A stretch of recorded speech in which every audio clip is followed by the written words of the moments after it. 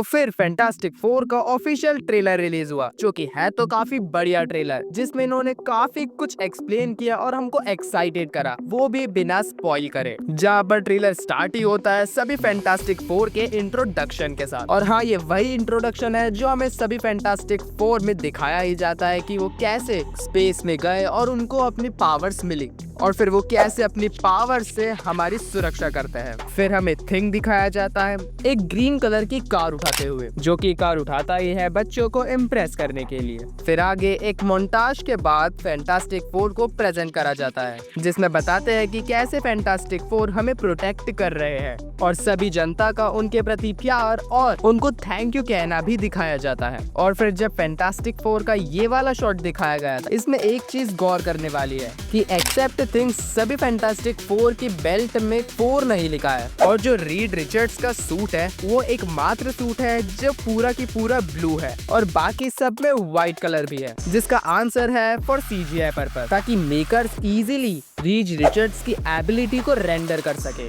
और जहाँ तक बात रही थिंग की बेल्ट की, वो तो मूवी में ही बताएंगे। और आप ध्यान देना कि इनके हाथों में कुछ घड़ियों जैसा डिवाइस है, जो कि मे बी इनको कम्युनिकेट करने में हेल्प करता होगा। फिर आगे बढ़ते हुए हर्बी को दिखाया जाता है, जो कि हमने टीजर में देखा ही था, और जो ये पूरा सीन है ये सेम टीजर वाला ही सीन है, तो फिर इसमें तो कुछ नया है नहीं। देन फिर दिखाते हैं कुछ नया, जिसमें स्टॉर्म की प्रेगनेंसी के बारे में बात करते हैं, जहाँ पर जॉनी स्टॉर्म उनको कॉन्ग्रेचुलेट करने के साथ साथ रीड की उड़ा भी देता है, which looks accurate. Then next हमें स्टॉर्म रिचर्ड्स को संभालते हुए दिखाई जाती है, क्योंकि रिचर्ड्स के कंधों पर पहले ही काफी भार है और वो एक और को संभाल पाएगा कि नहीं, बस यही स्टॉर्म उसको समझाती है कि नहीं, हम सब कर लेंगे मिलकर। देन इसके बाद होती है काफी अमेजिंग चीज, जिसमें हमें फीमेल सिल्वर सर्फर को दिखाया जाता है। और जिन्हें सिल्वर सर्फर के बारे में नहीं पता है तो मैं बता दूं कि असल में ये काम करता है गैलेक्टस के लिए खाना ढूंढने का, खाना यानी कि प्लैनेट,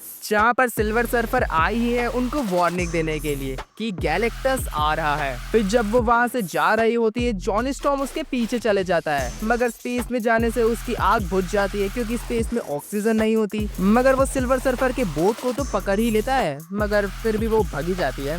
फिर जो जॉनी गिरता हुआ दिखाया था वो सेम टू सेम हमें टीजर में भी दिखाया गया था, जिससे सोच में डाल दिया था कि आखिर ये गिर क्यों रहा है, और अब जाके ये कंफर्म कर दिया है। फिर आगे हम रीड को कहते हुए सुनते हैं कि सब मेरी गलती है, और उनको पता चल गया है, और उनसे उनका मतलब है गैलेक्टस का, यानी कि रीड कुछ ना कुछ तो स्पेस में शायद ढूंढ रहा होगा, एंड मोस्ट प्रोबेबली उसे मिल भी गया होगा, जो कि शायद गैलेक्टस के लिए काफी ज्यादा बड़ा खतरा होगा। फिर जाके सिल्वर सर्फर आई होगी उनको वार्निंग देने के लिए। आगे सभी फैंटास्टिक फोर को एक बार फिर एस्ट्रोनॉट्स के सूट में दिखाया जाता है। इसका मतलब है कि वो वापस से स्पेस पे जा रहे हैं गैलेक्टस को रोकने का जवाब ढूंढने के लिए, और शायद वो उन्हें मिल भी गया हो। देन हमें रीड एकदम हेल्पलेस दिखाई पड़ता है, जिसका मे बी एक ही रीजन हो सकता है कि उसको कोई जवाब नहीं मिल रहा है कि वो कैसे उसको प्लेनेट को बचाएगा। फिर जो सीन आता है जिसमें हमें प्लैनेट्स को डिस्ट्रॉय करते हुए दिखाते हैं, उसकी 2 पॉसिबिलिटीज हो सकती है। या तो जब वो सेकेंड टाइम स्पेस में गए थे